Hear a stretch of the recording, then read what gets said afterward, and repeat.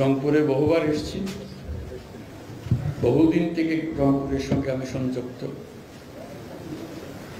এরকম ভারী মনে রংপুর আসে না কোনোদিন। রংপুরের দারিদ্র, রংপুরের দুরবস্থা ক্রমাগতভাবে দেখে গেছে। আজকে যে কারণে আসলাম, রংপুরের একটি ছেলে সে সারা বাংলাদেশকে পাল্টে দিয়েছে। শুধু বলেছে আর না, তুমি যত অত্যাচার করো আমি আছি। সে বুক পেতে দিয়েছে অত্যাচারকে গ্রহণ করার জন্য।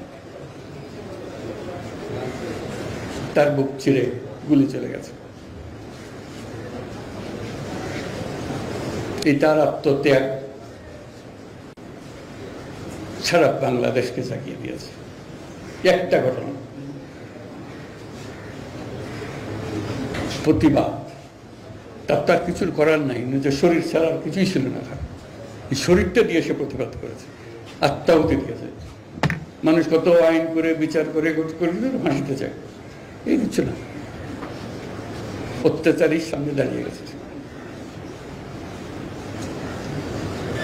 এই অত্যাচারীর ভূমিকায় আমরা সবাই, সেই ভূমিকাটা পরিবর্তন করা। আমরা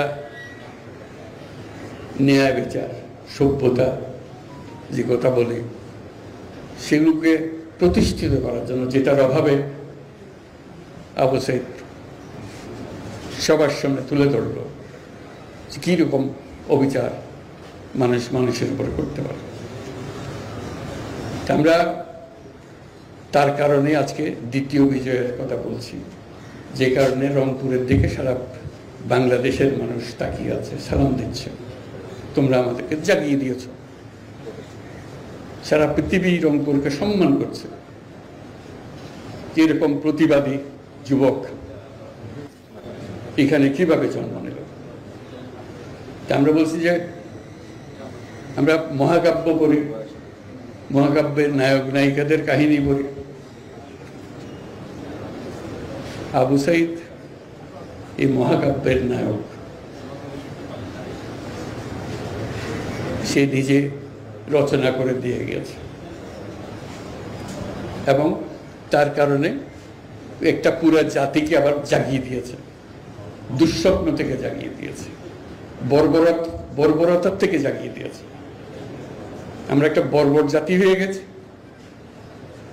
সে সেটা দেখিয়ে গেল কত বর্বর আমরা হতে পারি। আমরা স্বাধীন জাতি বলতেছি, আমরা মুক্ত জাতি বলতেছি, ফাঁকা কথা।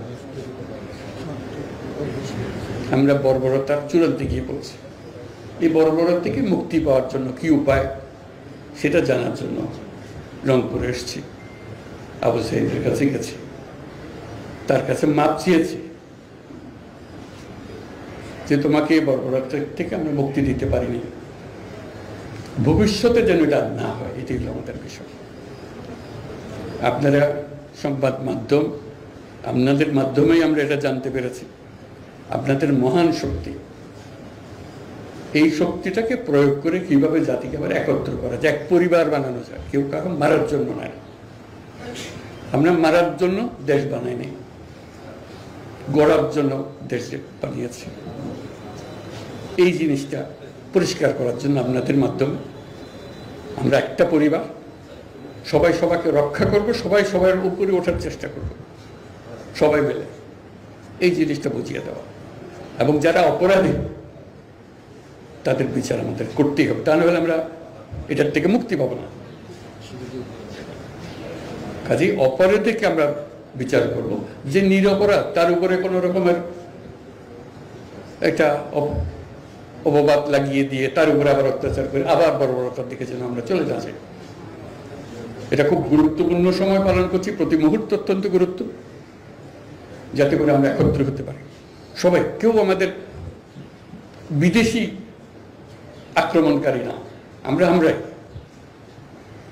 এই আমরা গলাগলি করে বাঁচতে চাই, মারামারি করে না। সেই জিনিসটা সবার জানান দেওয়া, আপনারা এটাকে উৎসাহিত করেন যে আমরা এক হই, যে যার মত আছে, যেভাবে আছে, ভাই ভাই ভাই বোন কত রকমের ঝগড়া হয়, ভাই বোনের সম্পর্ক নষ্ট হয় না, কেন হবে?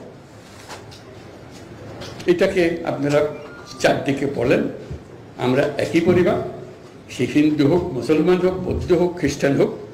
এখন শুনছি বৌদ্ধ, খ্রিস্টান, হিন্দু এটা নিয়ে আবার মারামারি করতেছে, কে কার বিরুদ্ধে লাগতে পারে, এদিকে এক মারামারি করলো আবার আরেক মারামারি, এইটা যেন না হয়। আমরা যেখানেই এরকম অত্যাচার হবে কারো উপরে, কোনো একটা ওসিলা করে, এই ধর্মের ওসিলা অন্য কোনো ওসিলা, সেটা রুখে দাঁড়াতে হবে। যা হয়ে গেছে সেটার থেকে আমরা মুক্ত হতে চাই, আমাদের পরিষ্কার করে করতে চাই, আমরা পুনর্জন্ম লাভ করতে চাই, নিষ্পাপ জন্ম লাভ করতে চাই, গলাগলি করে বাঁচতে চাই আমরা। এই জিনিসটা বলে দাও। তা আমাদের কাজটা হলো মানুষের কাছে এই আবেদনটা জানানো, আপনারা সেই আবেদনটা সবাইকে জানিয়ে দেন। ধন্যবাদ সবাইকে। বলেন বলেন সংক্ষেপে কে বলতেছিলেন? স্যার আমি একটু বলতে চাই, স্যার আপনি শুধু একজন প্রধান উপদেষ্টা না, আপনি একজন নোবেল বিজয়ী এবং এক বিশ্ব বরেণ্য ব্যক্তিত্ব।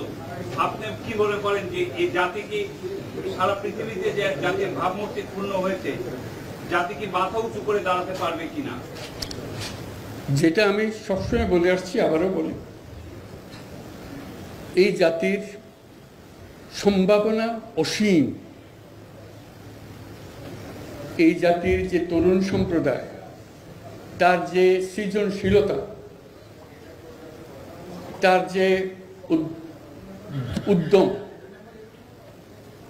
অন্য জাতির তুলনায় অনেক অনেক বেশি। এই এতটুকু জায়গার মধ্যে আমরা 17 কোটি মানুষ থাকি। এই 17 কোটি মানুষকে আমরা আরো বহু উপরে নিয়ে যেতে পারি, শুধু এই গুতাগুতি, মারামারি, খুনাখুনি, এটার থেকে বাঁচছে, আর তো কিছু নেই। তো ওরা তো জানেই সবাই কি করতে হবে।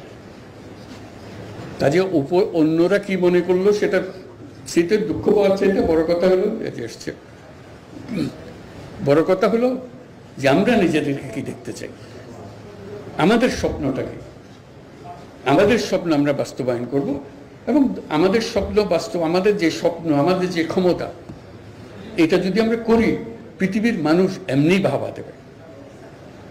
পৃথিবীর বহু দেশে তো যাই, কাজে দেখি এর চাইতে ঘনিষ্ঠ একটা জাতি, পরিবারভুক্ত জাতি খুব কম দেশে আছে। আমরা ভাগ্যবান জাতি সেই হিসেবে, কাজেই আমাদেরকে সেই লক্ষ্যে যেতে হবে। বলুন। আমরা রাষ্ট্র সংস্কারের কথা বলছি, আমরা রাজনীতির পরিবর্তনের কথা বলছি, গণমাধ্যমের পরিবর্তন কিংবা রাষ্ট্রীয় যে প্রতিষ্ঠানগুলো আসলে নিজের স্বাধীনভাবে কাজ করতে পারছিল না, বিচার ব্যবস্থা সহ, সেই পরিবর্তনে স্যার আপনারা কি কাজ করছেন? ওগুলো সব নষ্ট হয়েছে বলে তো আজকে দুঃখের মধ্যে। কাজে আপনি এটা যদি পরিষ্কার না করেন আর যাবেন কোথায়? আবার বর্বরতার মধ্যে থেকে গেলেন। কাজে এটা পরিষ্কার করতেই হবে, এটার কোনো বিকল্প না। আপনি যতভাবেই বলেন, প্রত্যেকটা জিনিস, এটা এই না যে এই জিনিস নষ্ট হয়ে গেছে, ওরকম না, পুরো জিনিসটাই পচে গেছে। এই পচা জায়গাতে আবার নতুন তরতাজা জাতি আবার তৈরি করতে আমরা পারি। শুধু আমাদের সবাই একত্র হতে পারি, এটা করতে হবে, কঠিন হাত করতে হবে। কঠিন যদি না হন এটা পারবে না, ওই থেকে যাবে, মানে বীজ থেকে যাবে, বীজ থাকলে দিব। অবশ্যই অবশ্যই অবশ্যই জানি আমি, আপনি যেরকম জানেন বুঝছি, বহু একটা সমাধানে হবে না তো। আপনি বলছেন, আমি বুঝছি আপনার একটা অংশ, কিন্তু আরো বিষয় আছে, সব একসঙ্গে নিতে হবে এবং করতে হবে। এটা হচ্ছে মুক্তি পাওয়ার উপায় নেই। এটা করে দিলাম, ভাবা পেয়ে গেলাম, চলে গেল, ওটা থাকলো, পুরো বডিটাই হলো পচা। আপনি ৭৮ সালে সেই যুদ্ধগ্রামে আপনি অর্থনীতির টাকা ঘোরানোর জন্য যে পদক্ষেপ নিয়েছিলেন, আপনি সেই অর্থনীতি নিয়ে নোবেল পেয়েছেন। বর্তমানে মুদ্রাস্ফীতির মধ্যে আপনি কি পদক্ষেপ নেবেন? আমি অর্থনীতির পাইনি, আমি শান্তির জন্য পেয়েছি। কাজে একদম ওইটা করতে হবে, যেগুলো বলছেন এগুলো অনেকগুলো বিষয় আছে, একসঙ্গে বসতে হবে, করতে হবে, সব লটর পটর অবস্থার মধ্যে আছে, কোনোটাই ঠিক মতো চলে না। কাজে ওইটাকে ঠিক করা এবং সবাইকে সমর্থন দিতে হবে। আপনারা যদি বলেন যে না এটা পারতেছে না, তাহলে বাদ দাও, তাহলেও শেষ, ওখানে শেষ। এর মধ্যে আপনার সামনে সবচেয়ে বড় চ্যালেঞ্জ কোনটি? এক কথায় জানতে চাই। একতা, নিজেদের মধ্যে একতা, এটি বড় চ্যালেঞ্জ। এই একতা হলে সবকিছু সম্ভব, ঐক্যটা আসে। Last question please. স্যার 3-0 পৃথিবী করতে চেয়েছেন, বুঝছি। 1-0 কর্মসংস্থান, মানে বেকারত্ব 2 করবে কর্মসংস্থান, সেক্ষেত্রে রংপুর কতটা এগিয়ে থাকবে কর্মসংস্থান? সবাই এগিয়ে থাকবে। আমি কর্মসংস্থান সরকার করে দেবো এটার কথা বলতেছি না তো। আমার কথাটা হলো আমরা চাকরি চাই না, আমরা চাকরি প্রার্থী নই, আমরা চাকরির দাতা প্রত্যেকে। কাজে সেই জিনিস এই আয়োজন, এটা আয়োজনের বিষয়। কাজে প্রত্যেকের মধ্যে শক্তি আছে, একজন পারে একজন। এটা পৃথকভাবে এখন আমি তো ডিটেলসের জানি না। রংপুরে যখন আসতাম তখন অনেক কথা জানতাম, বহুবার এসেছি, বহুবার গেছি। কাজে এখন আবার নতুনভাবে দেখতে হবে কোনটার কি অবস্থা। সব কিছু সম্ভব। যন্ত্র যেটা আমরা নিজেদের জন্য তৈরি করেছি এটা পচে গেছে বলে কিছু হচ্ছে হলে, যন্ত্র যদি ঠিক মতো সব কিছু সমাধান আছে। কাজে এখন আমরা যন্ত্রটা ঠিক করি আগে, হলে কাজ করতে থাকবে। ঘন্টা বাজবে যখন ঘড়ি চলে না, অচল ঘড়ি নিয়ে আপনি কি করবেন? এটা নিয়ে যত কান্নাকাটি করার কিছু করতে পারবেন না তো। কাজে যন্ত্রটা ঠিক করার জন্য এটাই হলো মুহূর্ত। সেখানে আপনাদের ভূমিকা খুব গুরুত্বপূর্ণ হবে। নির্বাচন হতে পারে স্যার? এটা তো কেউ বলে নাই এখনো। আলাপ হলে তখন দেখা যাবে কতদিনে হলে ভালো হবে, যেটা আপনারা আমি এক্ষুনি করে দেবেন বললে করে দেবে, কি আছে? যে করলে ভালো হবে কি ভালো হবে না সেটা আপনারা বিচার করেন আগে, নিজেদের চিন্তা করেন কতদিন হলে ভালো হবে। টাইম নেই স্যার, আমরা শেষ প্রশ্ন, এটাই শেষ। দেখছি যে যারা আপনার বিভিন্ন মামলা থেকে যাদেরকে মুক্ত করা হচ্ছে তাদের মধ্যে অনেক কিছু সন্ত্রাসী আছে, তারা মুক্তি পেয়ে কিন্তু দেশে এখন যে যোগদান করছে। কাজে ওই তালিকাটা আরেকটি বিষয় হলো স্যার, যেসব শূন্য পদ এখন আছে আপনি বলছেন সব জায়গায় আপনার মানে সম্ভব হবে, কিন্তু আমরা দেখতে পাচ্ছি যে অনেকে রাজনৈতিক পরিচয় তারা সেখানে নিয়োগ পাচ্ছে। আছে, বহু দোষ আছে তো, এটা একটা আলাদা আলাদা বলার দরকার নাই, এটা সবাই জানে, আপনিও জানেন আমিও জানি। এখন হলো যে যখন অ্যাকশন নেওয়া শুরু হবে